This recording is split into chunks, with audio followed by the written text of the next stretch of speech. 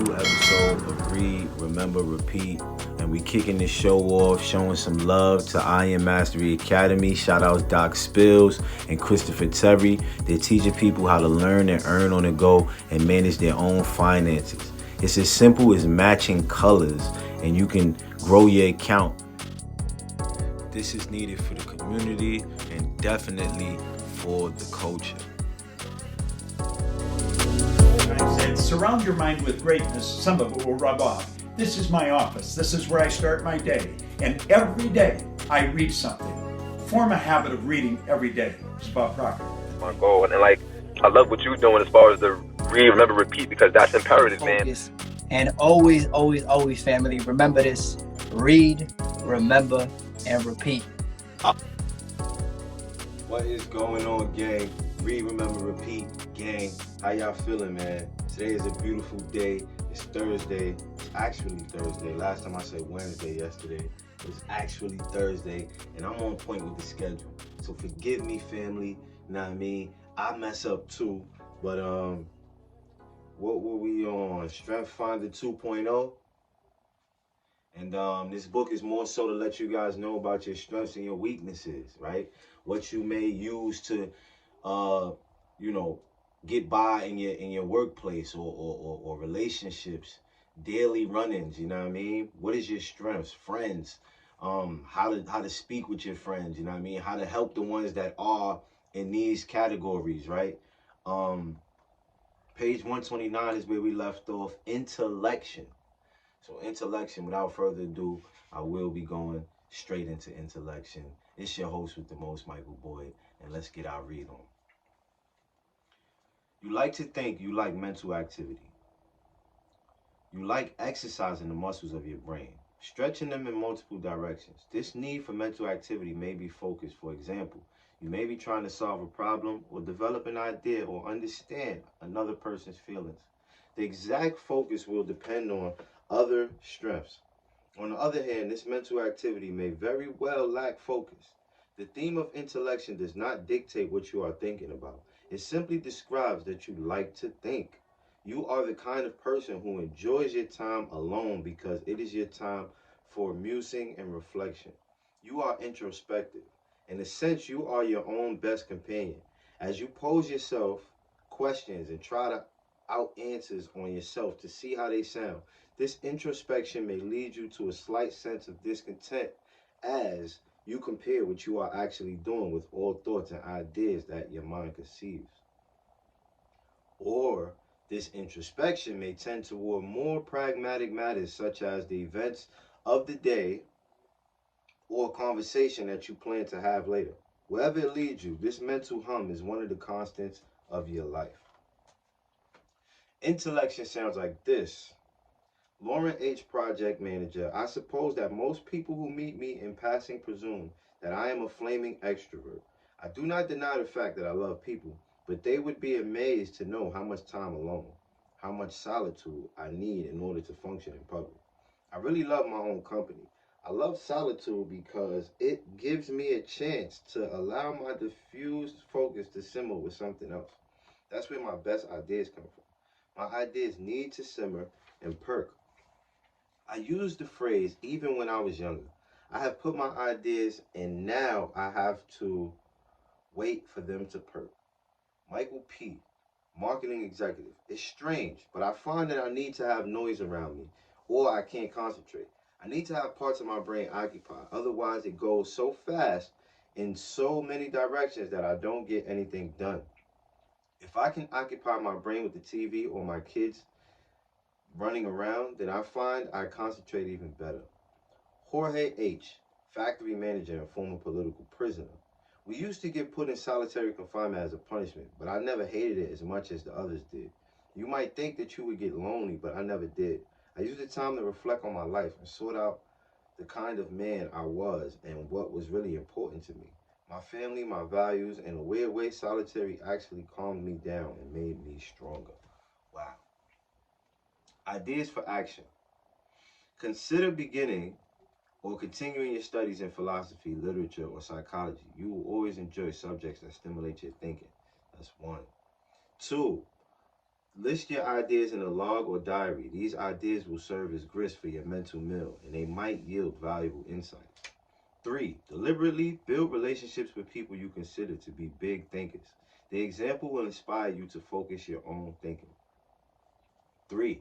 People may think you are aloof or disengaged when you close your door or spend time alone. Help them understand that this is simply a reflection of your thinking style, and that it results not from disregard for relationships, but from a desire to bring the most you can to those relationships.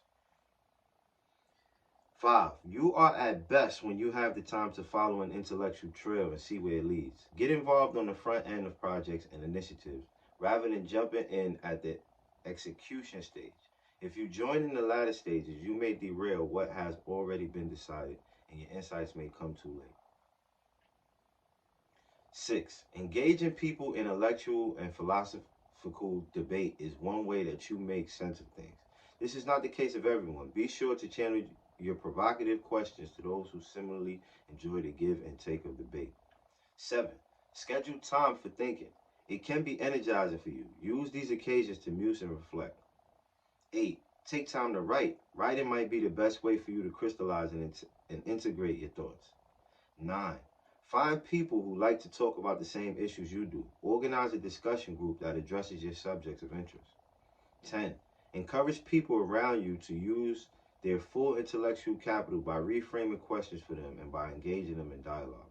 At the same time, realize that there will be some who find this intimidating and who need time to reflect before being put on the spot. Now, when you're working with others who have intellection, don't hesitate to challenge this person's thinking. She probably won't be threatened by this. On the contrary, she should take it as a sign that you're paying attention to her. 2.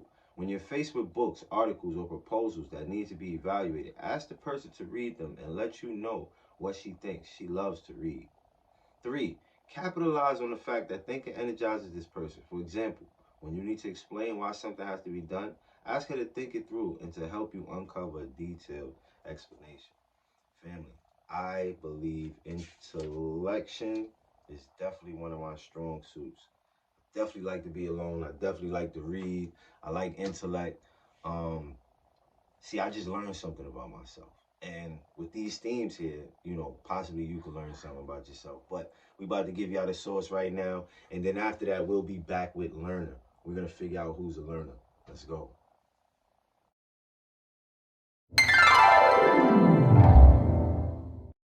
If you don't fail, you're not even trying.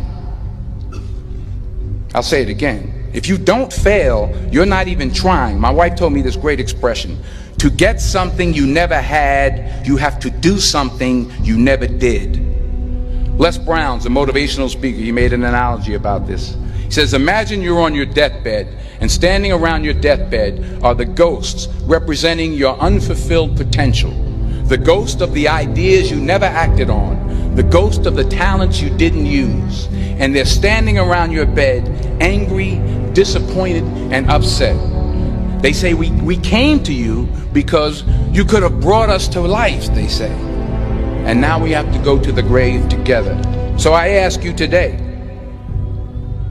how many ghosts are going to be around your bed when your time comes? If you don't fail, you're not even trying. I'll say it again. If you don't fail, you're not even trying. My wife told me this great expression. To get something you never had, you have to do something you never did. Les Brown's a motivational speaker. He made an analogy about this. He says, imagine you're on your deathbed, and standing around your deathbed are the ghosts representing your unfulfilled potential. The ghost of the ideas you never acted on, the ghost of the talents you didn't use, and they're standing around your bed, angry, disappointed, and upset. They say, we came to you because you could have brought us to life, they say.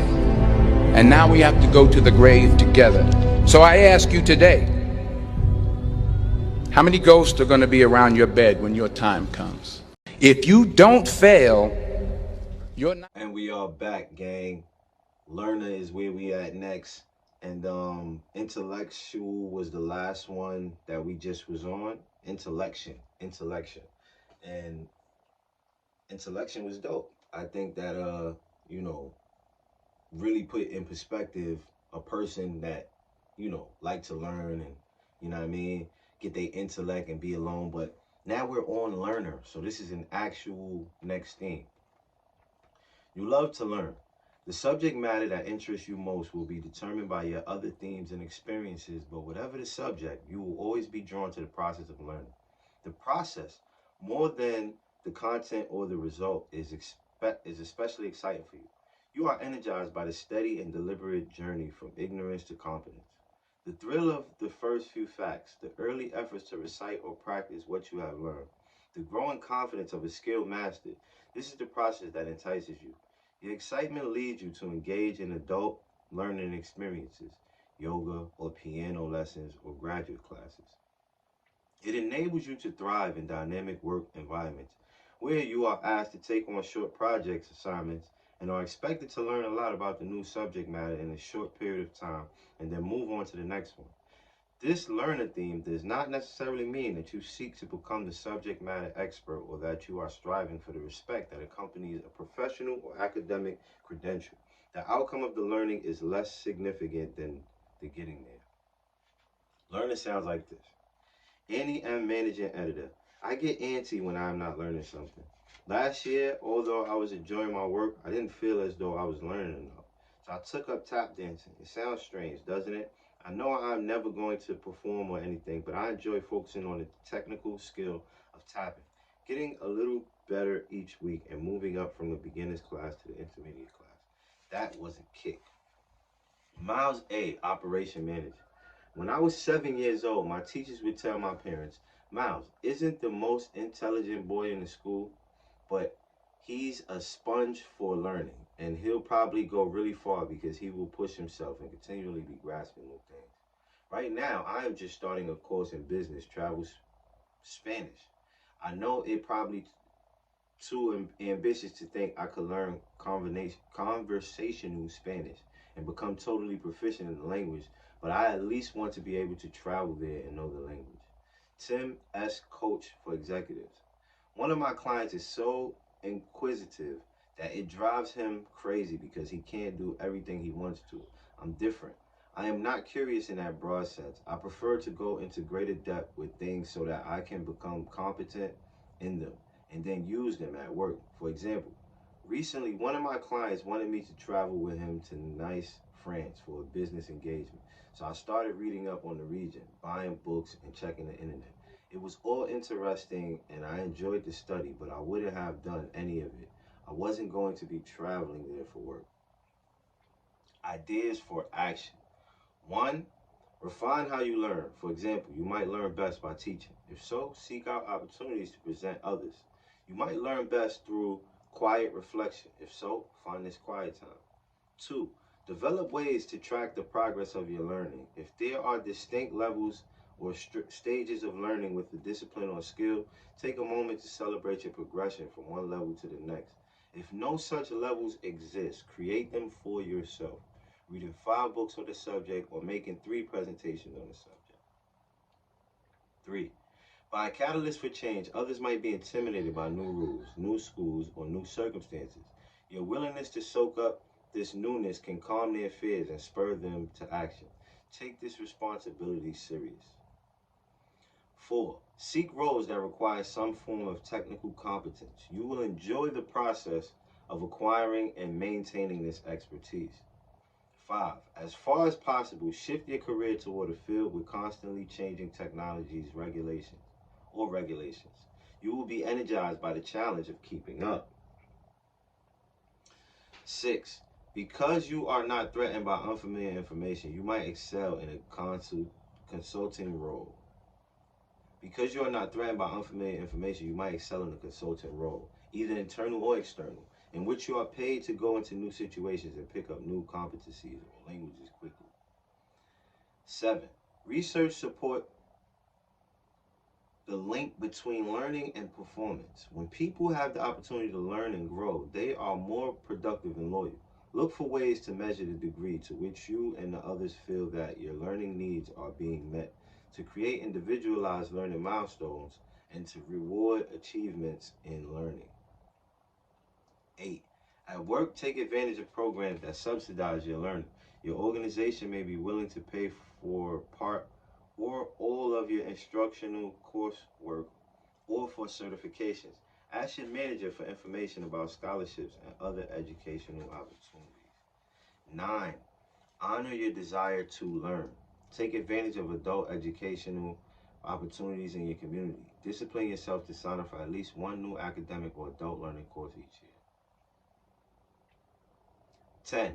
Time disappears and your attention intensifies. When you are immersed in studying or learning, allow yourself to follow the trail by scheduling learning sessions during periods of time that will be interrupted by pressing engagements. Working with others who have learner. 1. Regardless of this person's role, he will be eager to learn new facts, new skills, or knowledge. Help him find new ways to learn and get motivated. 2. Help this person track his learning progress by identifying milestones or levels that he has reached. Celebrate these achievements. 3. Encourage this person to become the master of trade or resident expert in a specific area. This will feed his need for extreme competency. Family, we are on page 137, and we're going to let this one fly today. Get back with y'all at the night show. Instagram been trying not to let us be great, not letting us upload at night. Who knows what that is, but at the same time, I will make sure that we get this knowledge to you. So hold me accountable. Let's go, family.